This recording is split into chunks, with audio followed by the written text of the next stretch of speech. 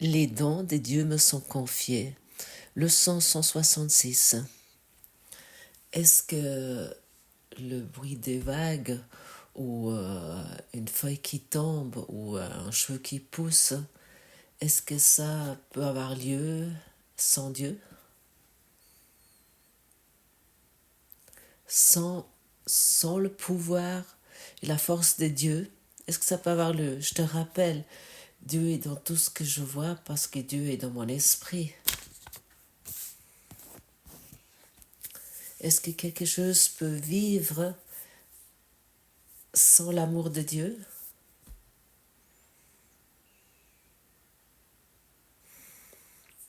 Peu importe ce que tu vois, un ver de terre qui est sur la route, qui essaie de traverser la route, un escargot, une taupe, le soleil, la lune, tout est dans ton esprit, tout vit avec la seule force de la vie, la unique force de la vie qui nous sommes.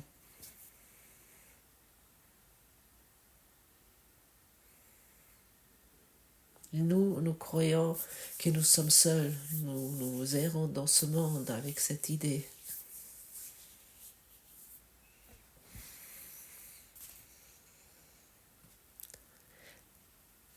Rien que tu vois ne pourrait exister sans Dieu. Sans la présence de la vie, rien pourrait exister. Ça, c'est vraiment le fondement de tout. Et nous errons, et je trouve errer, c'est vraiment une bonne expression. Nous errons seuls, solitaires, dans une pauvreté, dans une misère, si nous écoutons le système de pensée gothique. Ce qui en fait est suite à un désir personnel. Et c'est-à-dire quelque chose doit toujours être autrement, d'être différent. Et nous ne sommes pas satisfaits avec les dons de Dieu. Nous préférons régner dans le naufrage. Nous préférons régner dans les ténèbres au lieu d'être un messager, un ministre de Dieu. Et ce qui veut régner dans les ténèbres, il va uniquement voir les ténèbres, il va uniquement voir l'obscurité.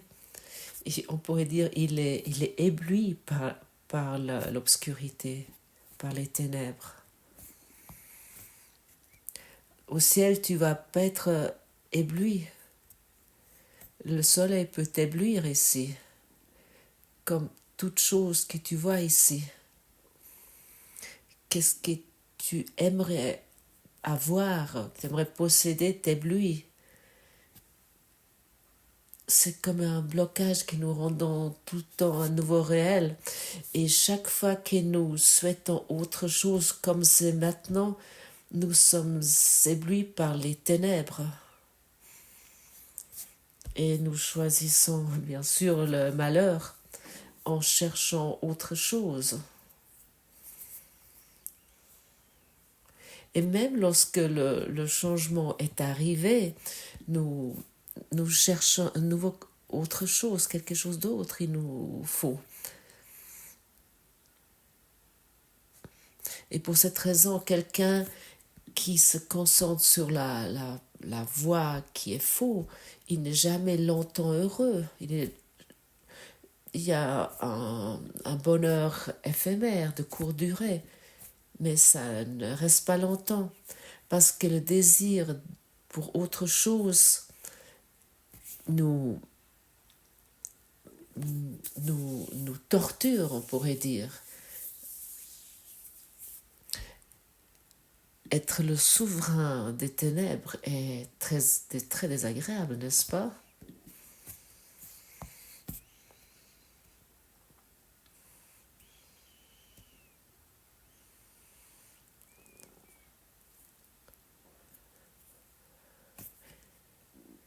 Et nous pouvons aujourd'hui tourner notre attention de cet état de malheur sur cet état de bonheur.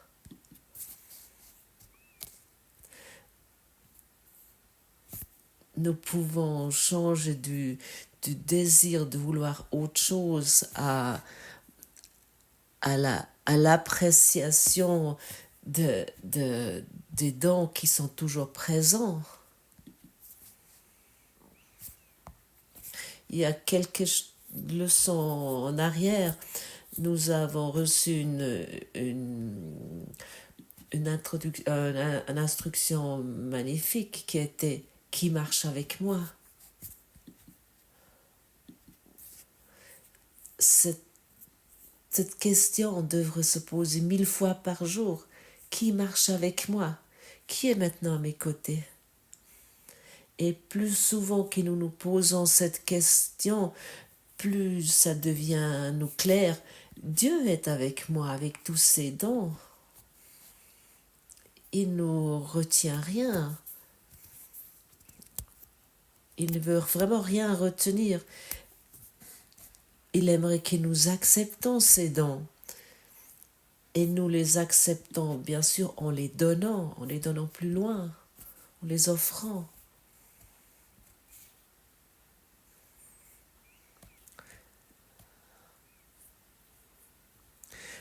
Comment tu te sens lorsque tu as ce souhait, ce désir après autre chose?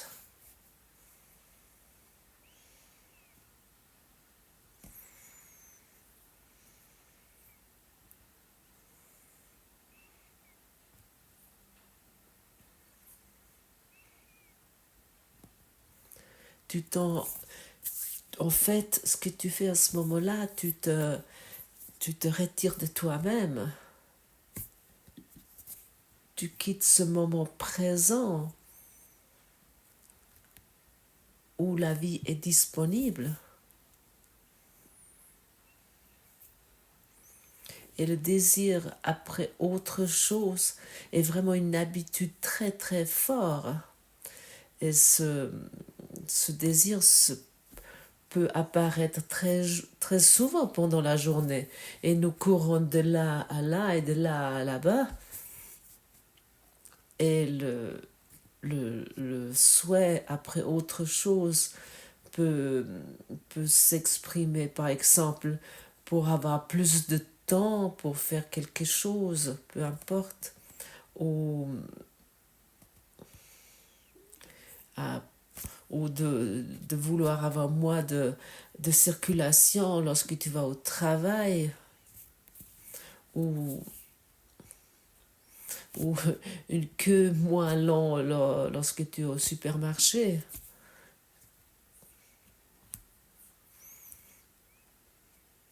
Ou nous souhaitons que quelqu'un soit différent dans notre entourage, ou que ton corps soit différent, ou le corps de ton conjoint soit autrement. Et bien sûr, le désir que le monde soit différent. Tout ça sont ces habitudes de vouloir être autrement, ce désir de quitter l'instant présent. Sois attentive après ce désir après autre chose. Peu importe comment il apparaît dans tes pensées. Et oriente ensuite ton attention sur l'instant présent où tu te poses maintenant la question, par exemple, qui marche avec moi? Qui est maintenant avec moi? Qui est à mes côtés? Ou comme c'était recommandé dans les dernières leçons, tu es attentive à la présence de la vie. Et à ce moment-là, le désir après autre chose va va disparaître, il va plus être disponible, il a plus de pouvoir et plus en plus tu peux te détacher, te libérer de tes anciens, de ta façon ancienne de penser.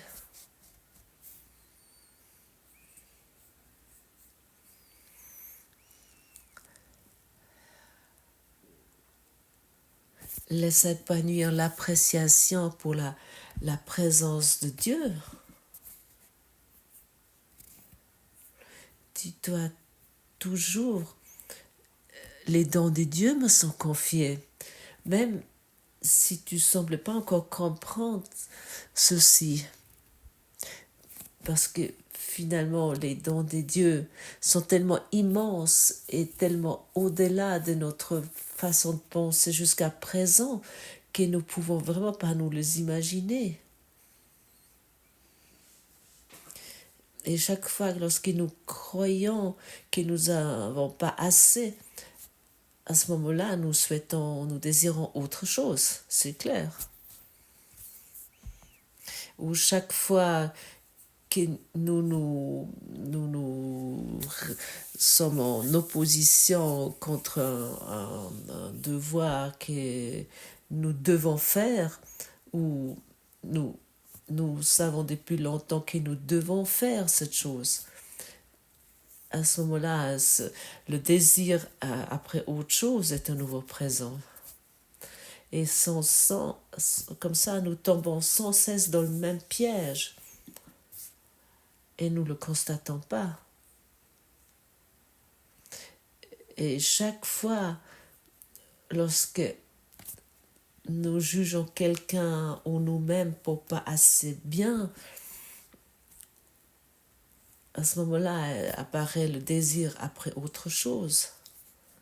Et ainsi de suite. Dans cette leçon, on nous est dit que le trésor qui est tellement grand, le don qui est tellement grand, qui inclut ce que tu vois dans ce monde est totalement sans valeur. Et ça sont les dons de Dieu. Rien que tu vois dans ce monde ou que tu apprécies ici ne peut pas être remplacé. Les dons de Dieu aussi un petit peu. C'est pas possible.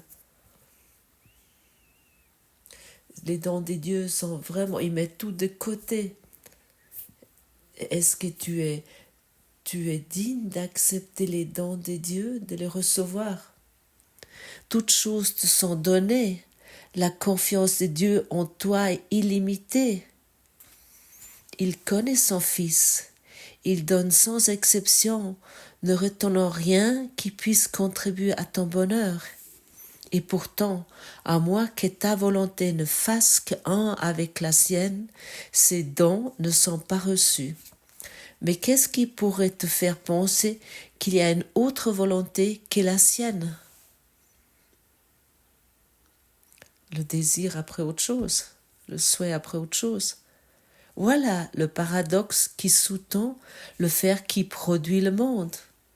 Ce monde n'est pas la volonté de Dieu, ainsi n'est-il pas réel. Or ceux qui le pensent réel doivent quand même croire qu'il y a une autre volonté, une volonté qui conduit à des effets opposés à ceux qu'il veut.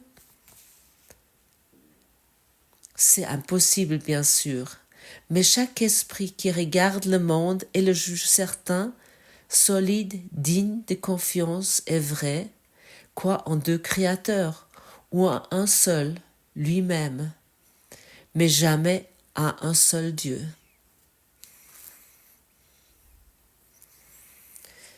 Et ainsi nous sommes les souverains des ténèbres, les souverains de l'enfer.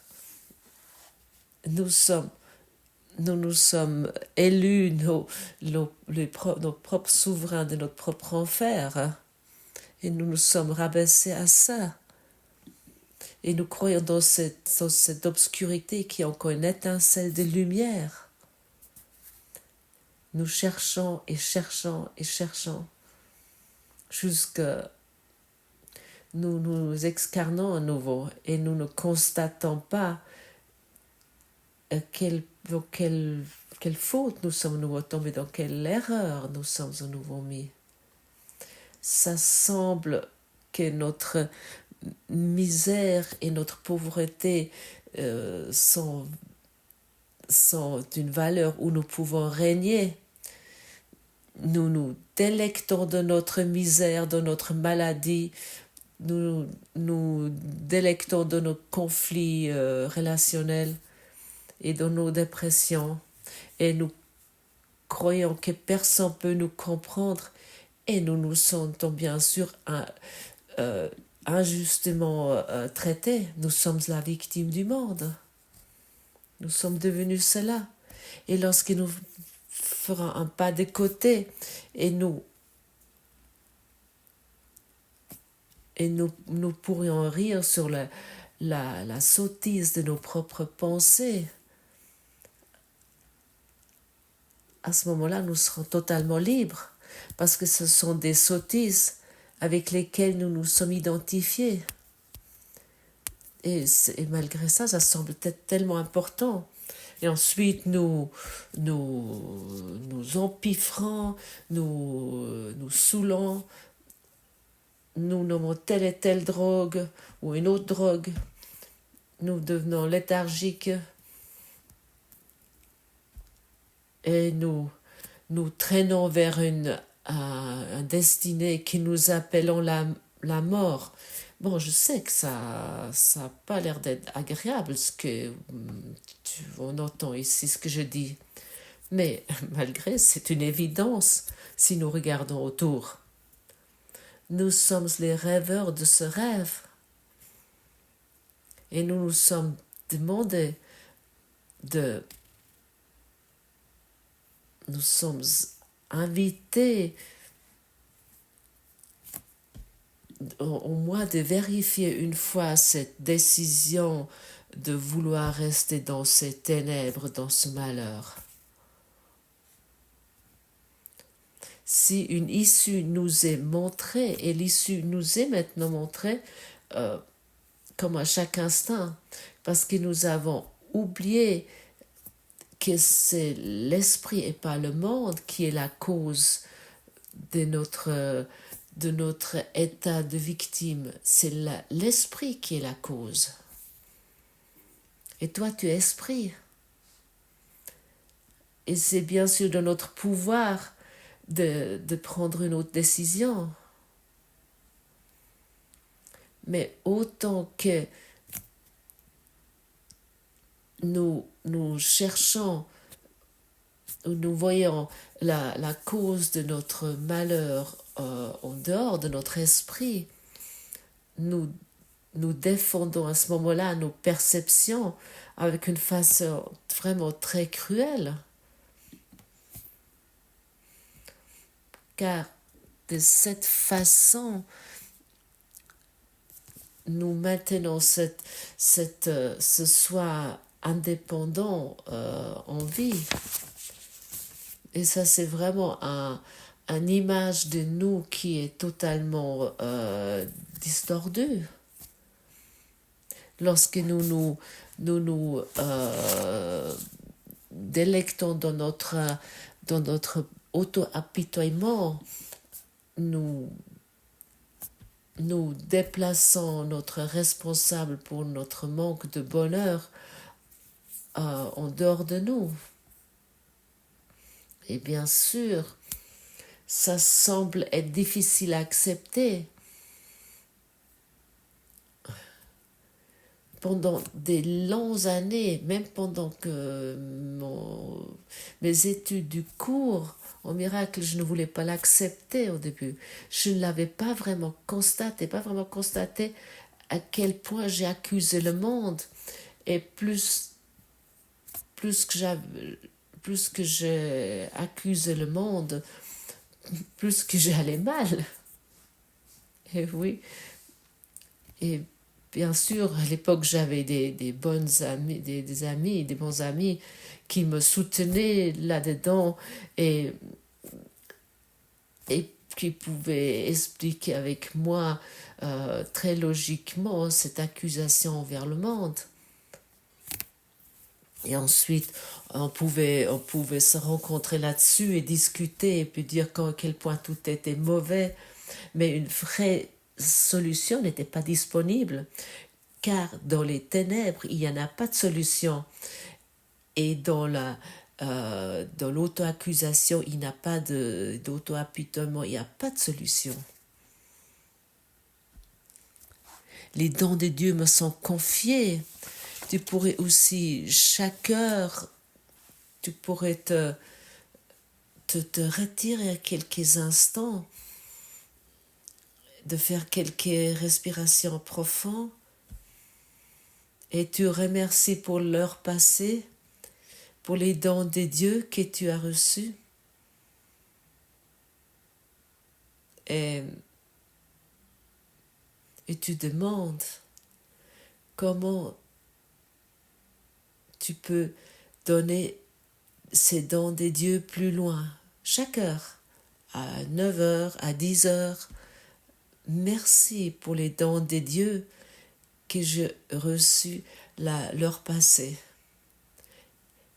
Et qu'est-ce que je devrais faire l'heure suivante pour les donner plus loin, les dons de Dieu? Et tu sens déjà maintenant, lorsque j'ai formulé ceci ici, l'instant présent bien plus évident, et nous nous souvenons de plus en plus à ces dons de Dieu, et nous pouvons les donner plus loin avec bonheur, jusqu'à que tu te développes un esprit de lumière qui n'a plus rien à voir avec les ténèbres, qui ne veut plus rien voir avec ça, parce que ce n'est plus disponible. Soudainement, ce n'est plus disponible. Les dons sont à toi, confiés à tes soins, pour que tu les donnes à tous ceux qui ont choisi la route solitaire dont tu t'es échappé. Ils ne comprennent pas qu'ils ne font que poursuivre leurs souhaits. C'est à toi maintenant qui leur enseigne, car tu as appris du Christ qu'il y a une autre voie qu'ils peuvent suivre. Enseigne-leur en leur montrant le bonheur qui vient à ceux qui sentent le toucher du Christ et reconnaissent les dons de Dieu. Ne laisse pas le chagrin te tenter d'être infidèle à ce qui t'a été confié.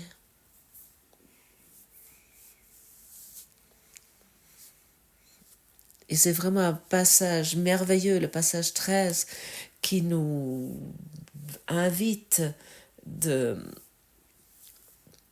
donner les dons que nous avons reçus, de les donner plus loin. Et ça, c'est la question que nous nous posons. Qu'est-ce que je peux faire l'heure suivante pour donner ces dons plus loin? Comment ça va avoir un sentiment pour cela?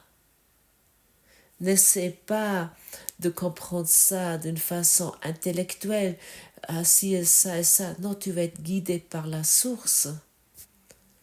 Tu vas être guidé par le Saint-Esprit qui t'invite dans chaque situation d'amener les dons là ou là.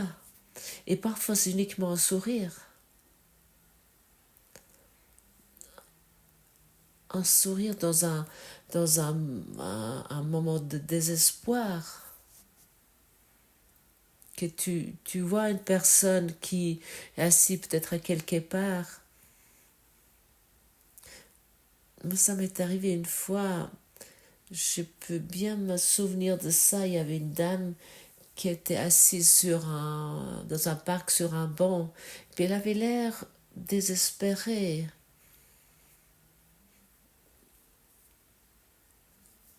On voyait vraiment qu'elle était pas bien.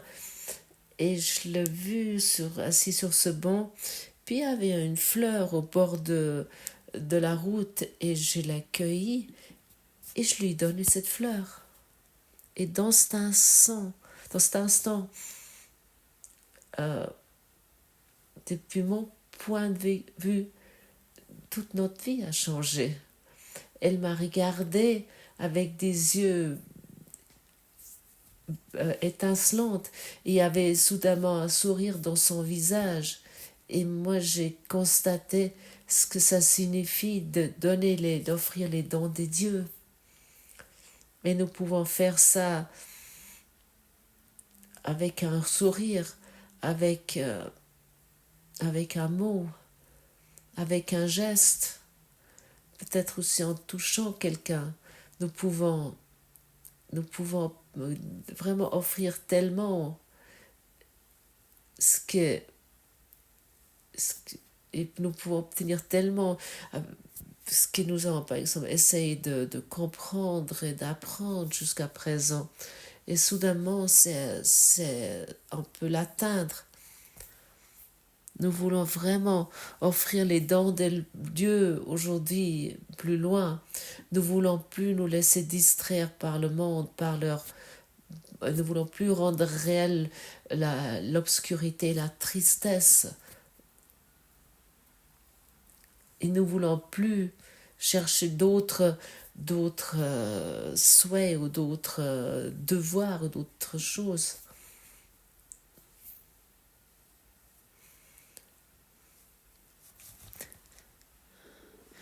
Tes soupirs trahiront maintenant les espoirs de ceux qui se tournent vers toi pour leur délivrance. Tes larmes sont les leurs. Si tu es malade, tu ne fais que le priver de leur guérison. Ce que tu crains ne fait que leur enseigner que leurs peurs sont justifiées. Ta main devient celle qui donne le toucher du Christ. Ton changement d'esprit devient la preuve que celui qui accepte les dons de Dieu ne peut jamais souffrir. Ce qui t'est confié est la délivrance du monde de toute douleur. Ne la trahis pas. Deviens la preuve vivante de ce que le toucher du Christ peut offrir à chacun. Dieu t'a confié tous ses dons. Atteste en ton bonheur combien l'esprit est transformé qui choisit d'accepter ses dons et de sentir le toucher du Christ. Telle est ta mission maintenant, car Dieu confie le soin de donner ses dons à tous ceux qui les ont reçus. Il a partagé sa joie avec toi. Et maintenant, tu vas la partager avec le monde. Merci. Merci pour leur passé où j'ai reçu les dons des dieux. Qu'est-ce que je devrais faire l'heure suivante pour partager ces dons plus loin?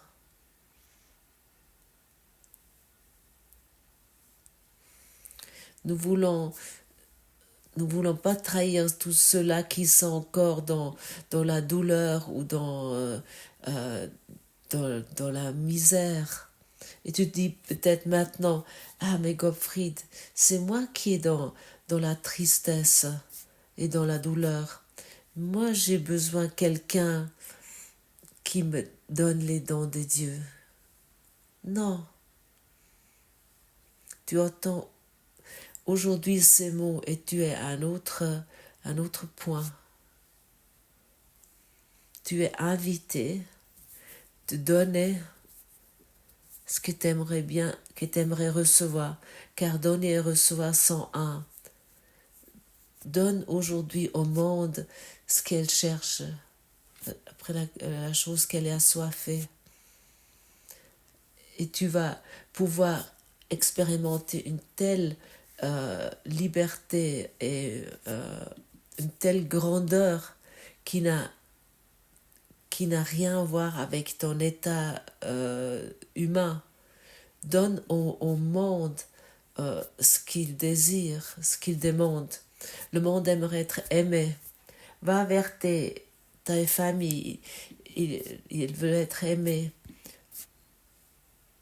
Va, peu importe où. Va où tu dois aller. Le monde veut être aimé. Il désire l'amour. Si nous ouvrons chaque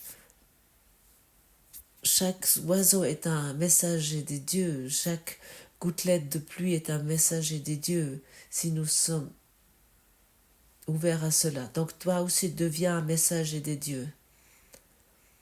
Donne ce que tu as reçu, tu l'as déjà. Mais si tu ne le donnes pas, tu ne vas pas expérimenter que c'est déjà tien. C'est tellement simple, les lois des dieux. Les lois d'amour sont tellement simples.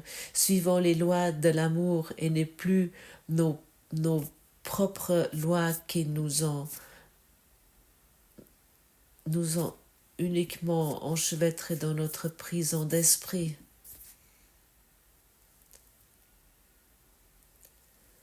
Suivons les lois de l'amour. Merci. Merci, merci. Que nous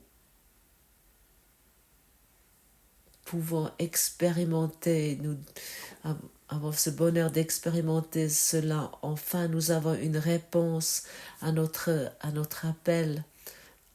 Enfin, nous avons la clé dans la main que nous pouvons utiliser et que nous